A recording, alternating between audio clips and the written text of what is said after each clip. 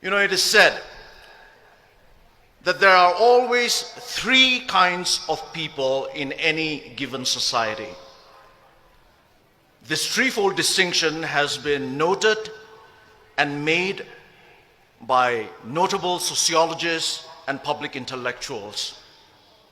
But this threefold distinction of the three kinds of people, it was first identified and first stated by the supporters and founders of democracy in ancient Greece.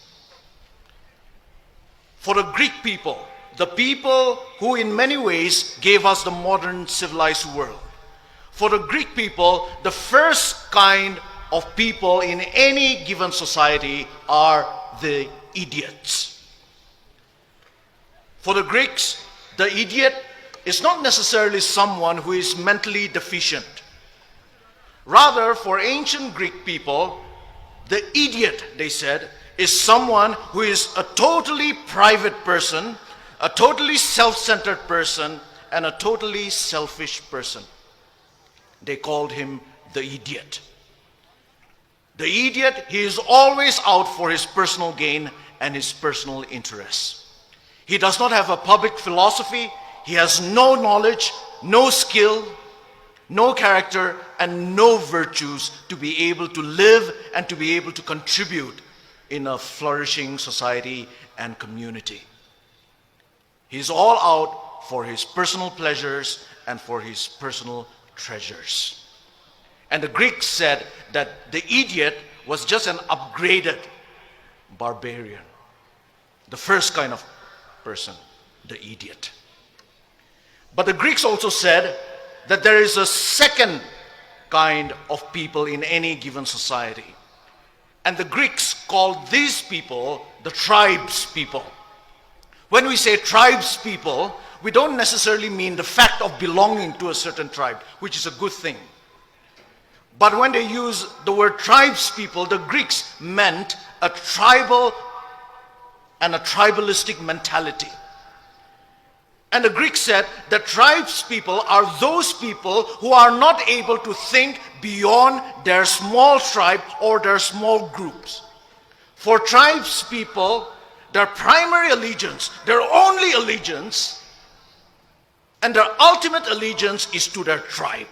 Their tribe is their God, and their religion is tribalism. And tribes people, the Greeks said, are always afraid of things that are different, that are a little alien to them. They are always suspicious and fearful.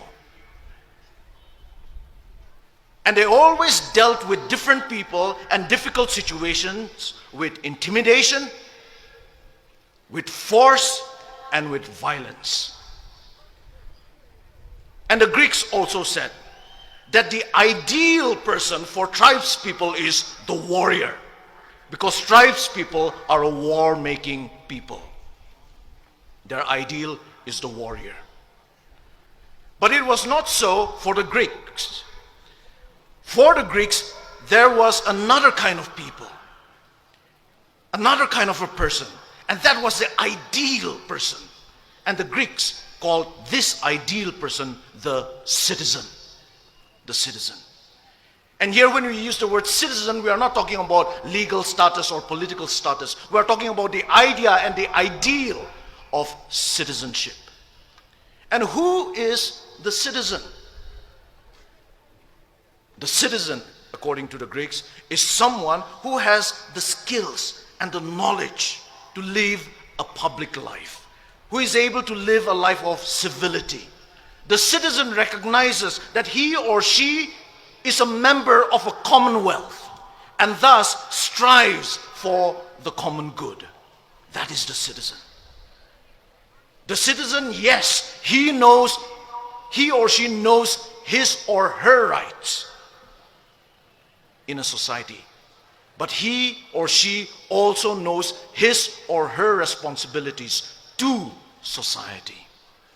The citizen can fight for his rights, but always with an awareness of and with a respect for the rights and interests of others, of their neighbors. of the smallest of minorities, and of the worst of their enemies. And it is citizens, the Greeks said, that make and that make up a civilized society. Because citizens settle their differences with civility. So they produce a civilized society. A society that truly lives up to the name, to the meaning of the name society. Society literally means friendship and friendliness. That is the threefold distinction that the Greeks have given us.